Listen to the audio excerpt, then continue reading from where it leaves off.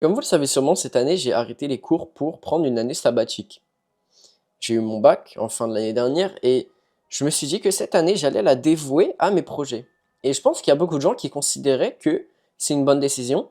Et d'une autre manière, il y a beaucoup de gens qui considéraient que c'est une mauvaise décision. Et moi, si j'ai fait ça, c'est parce que j'avais des rêves, j'avais des projets que j'avais envie de poursuivre. Et en fait, ce qui se passe, c'est que actuellement, je suis en train de me rapprocher de ce que je voulais initialement, parce que j'ai pris des risques. Cependant, pour le moment, cette année, j'ai fait très peu d'argent par rapport au fait que j'aurais juste pu avoir un travail, ou même sûrement ce que j'aurais touché de bourse si j'aurais fait des études. Et pour autant, je pense que c'était la meilleure décision pour moi. En fait, je pense que la meilleure décision, c'est celle qui vraiment te convient à toi et pas forcément aux autres, pas forcément au regard de la société. La meilleure décision, c'est celle qui va te rendre le plus heureux sur le court et long terme.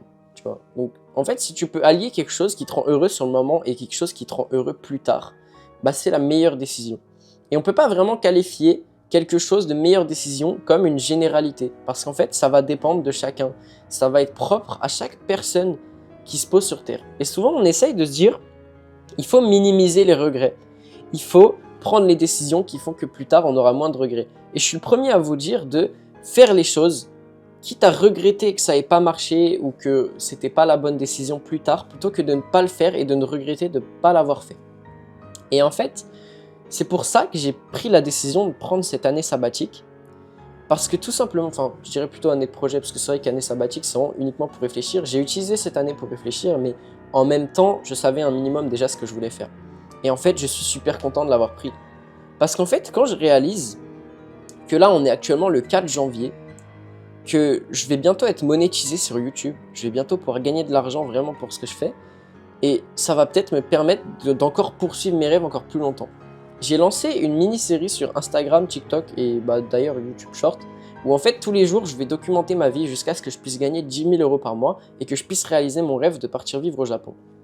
Et si je vous dis ça, c'est parce qu'en fait, cette décision, les gars, elle n'a pas été mûrement réfléchie, et je sais pas si vraiment elle va m'apporter quelque chose dans le futur, même si je pense que la constance t'apporte toujours quelque chose. Donc au pire des cas, je serais juste fier de moi d'avoir été constant sur ce truc-là, tu vois. Et en fait, ce qui se passe, c'est que, imagine, grâce à cette série, ça marche vraiment et je peux réaliser mon rêve, je peux gagner 10 000 euros par mois et je peux partir vivre au Japon. Bah, je serais super content, tu vois. C'est sûr, je serais super heureux. Mais en fait, je me dis juste un truc. Est-ce que cette décision est la bonne? Et la seule réponse que je pourrais avoir, que je pourrais me faire maintenant, c'est que oui, c'est la bonne parce que, tout simplement, je poursuis un truc qui est important pour moi, qui a un sens pour moi, qui a de la valeur pour moi, tu vois. Pour moi, c'est important de poursuivre ce projet parce que c'est mon rêve depuis toujours, tu vois. Et en fait, comme je poursuis ça, même si dans le pire des cas, j'y arrive pas, ce qui me fait gros doute, pour être honnête, c'est juste de la confiance, mais je vous avoue que je pense que je vais réussir. Et ben, si je le fais pas, je vais juste regretter de ne pas l'avoir fait. Plus tard, je vais me dire, putain, j'aurais pu faire ça, j'aurais pu prendre cette décision qui aurait influencé potentiellement ma vie de telle manière, et je vais regretter de ne pas l'avoir fait. D'autant plus que je me suis promis que cette année, j'allais aller à 100% dans mes projets. J'allais faire tout ce qui était en mon pouvoir pour pouvoir vivre de ma passion, pour pouvoir vivre de mes rêves. Et je regretterais 1 million de fois plus le fait de ne pas avoir fait ça que le fait que du coup tous les jours ça me rajoute une dose de travail qui est quand même assez énorme en soi, tu vois, par rapport à ce que j'avais l'habitude de faire. Ces derniers jours, en fait, ce qui se passe, c'est que j'ai dû allier, si vous voulez, création de contenu long, création de contenu court, et à côté de ça, je travaille sur un projet que je ne peux pas encore vous dévoiler, mais je travaille dessus. Et donc, en moyenne, ces derniers jours, j'ai bossé environ 10 heures. Et là, j'en profite un max parce que je suis tout seul chez moi et du coup, j'ai vraiment la possibilité de bosser quand je le veux, comme je le veux, etc. Je peux vraiment m'organiser comme je le veux. Et donc, c'est super cool. Et je sais que je pourrais pas faire ça maintenant. C'est pour ça que là, je tartine un maximum de travail maintenant. Et en fait, là, c'est pareil. Il y a deux choix, entre guillemets, qui s'offriraient à moi. C'est que je pourrais profiter d'être tout seul à la maison, faire ce que je veux et juste ne pas être dérangé ou quoi. Ou je peux vraiment utiliser ce temps pour faire quelque chose qui pour moi est positif. Et en fait, théoriquement, il n'y a pas vraiment de bon ou de mauvais choix, ça dépend de la personne. Un mec qui aurait été en études sup, qui là actuellement aurait eu la maison pour lui tout seul, bah, généralement, les gens qui sont en études sup se préoccupent pas forcément du reste, tu vois. Donc le mec aurait juste profité d'être tout seul chez lui pendant 3 jours. Et moi, je me suis dit, non, c'est le moment, il faut que je tartine un minimum de travail. Donc en fait, ce que je veux te faire passer comme message, c'est que la bonne décision, ce qu'on peut qualifier de bonne décision, c'est celle qui te convient le mieux à toi. Pas celle qui convient le mieux à des standards de la société, pas celle qui convient le mieux à tes parents, à tes proches, à tes amis, à ta femme, comment dire, à ta femme ou ta copine, enfin bref, voilà, tu m'as compris. C'est celle qui te convient le mieux à toi.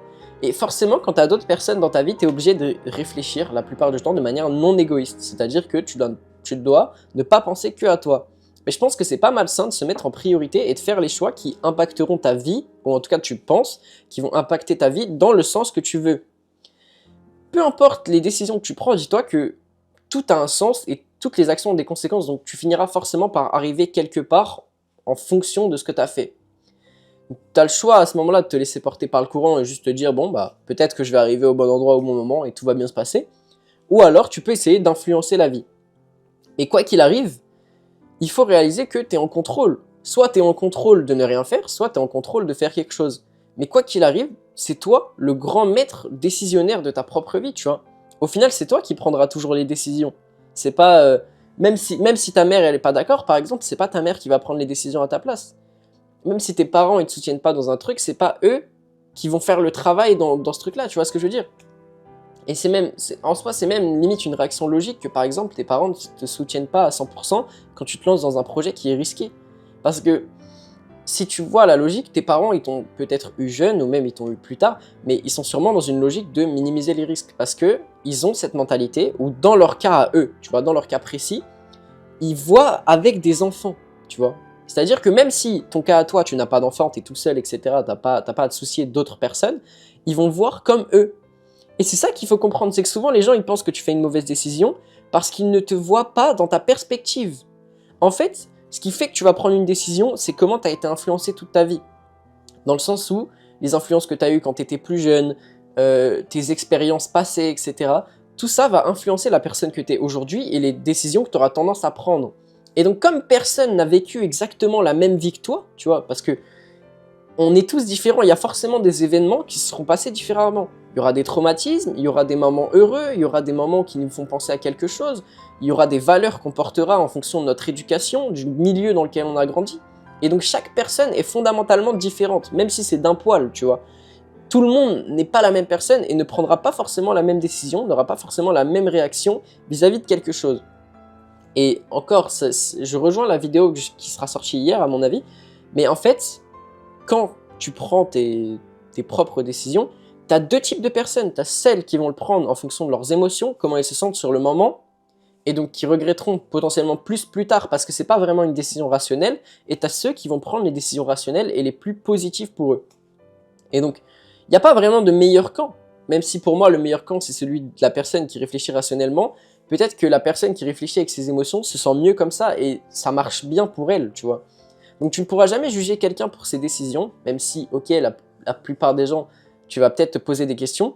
En fait, chaque personne est différente et c'est pour ça qu'on a des avis différents. Parce que si tout le monde était éduqué exactement de la même manière, par les mêmes parents, dans le même milieu, avec le même argent quand ils ont grandi, les mêmes traumatismes, les mêmes choses qui se sont passées dans leur vie, et bah forcément, on verrait tous les choses de la même manière. Mais là, c'est pas du tout le cas. Et c'est pour ça qu'il n'y a pas de bonne décision, c'est pour ça qu'il n'y a pas de gens qui vont regretter pour les mêmes choses que toi, il n'y a pas de gens qui vont forcément prendre le même chemin que moi, et c'est pour ça que je peux comprendre quand on me dit que mon rêve, c'est de vivre de YouTube et de partir vivre au Japon, il y a des gens qui ne me comprendront pas. Et c'est totalement normal en fait. On est humain, on n'est pas tous les mêmes les gars.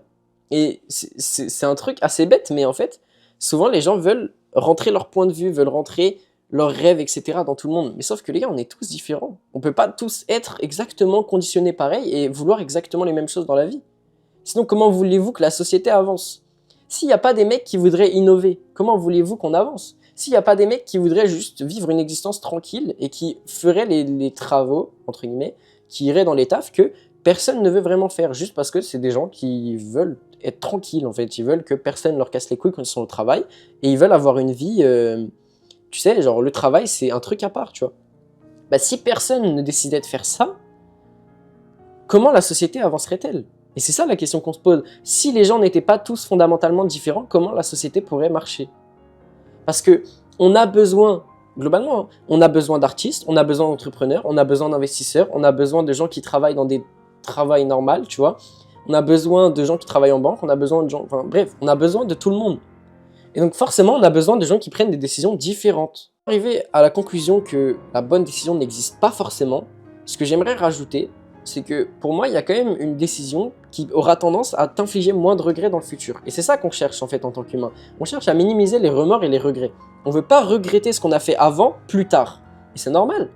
C'est pour ça que souvent, on te dit de ne pas agir sur le moment et de toujours réfléchir pour voir ce qui peut se passer plus tard. Mais bon, le futur, globalement, t'en as pas vraiment 100% contrôle. T'as 100% contrôle du présent et pas du futur.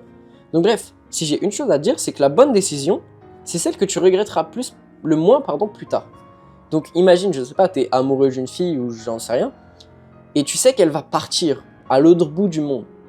Bah dis-lui, parce qu'au pire des cas, tu la reverras plus jamais, mais tu regretteras pas parce que tu l'auras dit, et soit c'était réciproque, et à ce moment-là, voilà, tu pars avec elle, enfin bref, ça peut t'ouvrir des nouvelles portes, des nouvelles opportunités. Ou, à l'inverse, tu lui auras dit, elle est pas en accord avec tes sentiments, elle pense pas comme toi, et au pire des cas, tu n'auras pas de regrets, parce qu'en tous les cas, elle est partie à l'autre bout du monde, tu vois. Donc, en fait, la meilleure décision, c'est celle qui, tu penses, t'amènera le moins de regrets plus tard. Et je suis persuadé que le regret de ne pas dire quelque chose, de ne pas faire quelque chose, il est 1 milliard de fois plus grand que le regret d'avoir essayé. Le regret d'avoir essayé quitte à échouer. Parce qu'en fait, on nous inculque dès qu'on est très jeune que l'échec c'est mal. Mais les gars, l'échec c'est exceptionnel. L'échec t'apprend énormément de leçons. Perdre, ça t'apprend toujours plus de leçons que gagner. Moi, je sais que, par exemple, quand je joue aux échecs et que je fais un move de merde, tu vois, échec, ça rime en plus. Et bah, je vais reconsidérer le truc, je vais me dire, ah, mais putain, j'ai fait ça. Alors que si j'ai fait un move de merde, mais que mon ennemi ne l'a pas vu et qu'au final je gagne la partie, bah, je vais pas remettre en question ce move de merde. Tu vois ce que je veux dire? Et bah, c'est exactement la même dans la vraie vie. Si tu fais un move de merde, mais que ça passe, bah, tu vas pas le remettre en question. Mais si tu fais un move de merde et que ça passe pas, là, tu vas le remettre en question. Et en fait, l'échec, c'est quelque chose d'hyper important pour apprendre, parce que ça t'apprendra toujours des leçons que tu vivras plus qu'une leçon de victoire en fait. Si je fais cette vidéo les gars, c'est parce que j'ai juste envie que vous viviez votre vie et votre existence à fond en minimisant les regrets, mais sachez que peu importe les décisions que vous allez prendre, elles sont propres à chacun et personne n'a le droit vraiment de vous juger pour les décisions que vous prenez ou la vie que vous menez. Donc, merci à tous de m'avoir écouté. Si la vidéo vous a plu, je vous invite sincèrement à vous abonner, à mettre un like et à laisser un commentaire, ça m'aide vraiment énormément.